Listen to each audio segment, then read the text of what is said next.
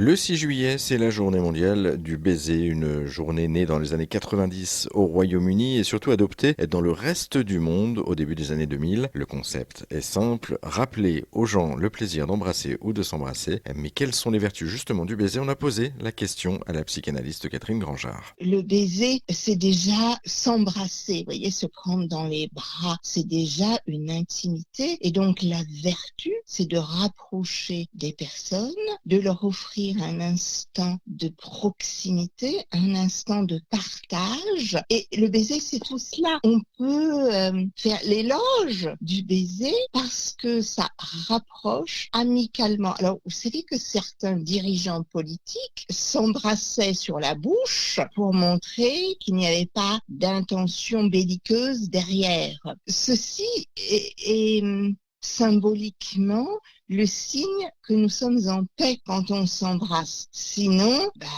on se tient à distance. Le baiser, c'est forcément un rapprochement. Alors après, bien évidemment, est-ce qu'on impose un baiser, soit parce qu'il y a une emprise de l'un sur l'autre, soit parce que ce sont les habitudes qui imposent des baisers, mais on n'y est pas, on n'est pas dedans. Donc ça aussi, c'est à interroger, parce que nous qui allons faire aujourd'hui dans cette journée mondiale du baiser, l'éloge du baiser, attention, parce que nous présupposons qu'il y a un désir derrière. Nous présupposons qu'il n'y a pas de contrainte, pas d'obligation, ni d'une personne sur une autre, ni de stéréotypes, de conditionnement. Dans un couple, on s'embrasse. Si on a envie, c'est tout. Il y a des gens, les années passant, ne s'embrassent plus parce que l'envie est moins là pour tout un tas de raisons. Alors, on va pas forcément dire que c'est bien, mais on va dire que faire quelque chose contre sa propre volonté, son désir profond, c'est encore pire.